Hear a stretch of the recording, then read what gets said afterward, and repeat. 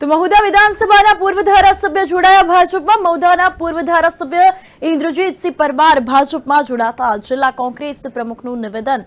ઇન્દ્રજીત ધારાસભ્ય હતા ત્યારે પણ પાર્ટી વિરોધી હતું। તેમનું વર્તન જે છે તે ઇન્દ્રજીતસિંહ ભાજપની દબાણની નીતિમાં આવીને ભાજપમાં જોડ્યા છે તેવું જણાવ્યું છે। તો ઇન્દ્રજીતસિંહ ભાજપમાં જોડાતા કોંગ્રેસને નુકસાન નહીં થાય તેમજ એમને ગૌરવ છે કે ભાજપનું સૂત્ર હતું કે કોંગ્રેસ મુક્ત ભારત, પરંતુ હાલમાં કોંગ્રેસ યુક્ત ભાજપ થઈ રહી છે।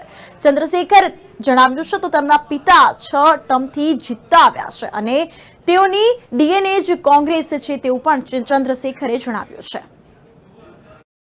हाँ, हमारा हमें समाचार पड़ा कि मुद्दाना पूर्व धारासभ्य श्री भाजपમાં જોડાયા છે।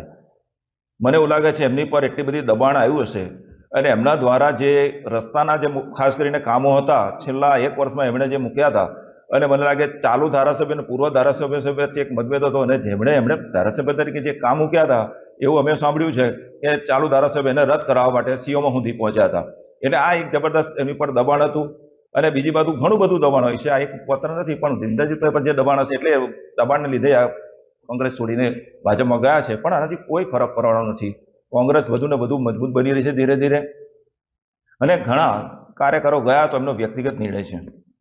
જે પ્રકારે આ પ્રમુખ બન્યા માળખું વિખરવામાં આવ્યું તો હજુ સુધી નવું માળખું જાહેર નથી કરી શક્યા, શું કોંગ્રેસ પાસે કોઈ કાર્યકર્તા નથી? નહીં, કોંગ્રેસ પાસે તો કાર્યકરોની ભરમાર છે। અમે બધા સાથે વિચાર વિમર્શ સાથે કરીને નવું માળખું તૈયાર કરી જ દીધું છે। 1-2 દિવસમાં પણ એની જાહેરાત થઈ જશે। અમે અમારા ગુજરાત પ્રદેશના અધ્યક્ષ આદરણીય શક્તિસિંહજી ગોયલ પાસે અમારું માળખું મૂક્યું છે, એમની મંજૂરી મળી જશે આજ સાંજ સુધી અથવા આવતીકાલ સુધી। તો 1-2 દિવસમાં અમે માળખું જાહેર કરી રહ્યા છે। નવા માળખામાં અમે નવા લોકોને જોડવાનો પ્રયાસ કર્યો છે, યુવાનોને જોડવાનો પ્રયાસ કર્યો છે।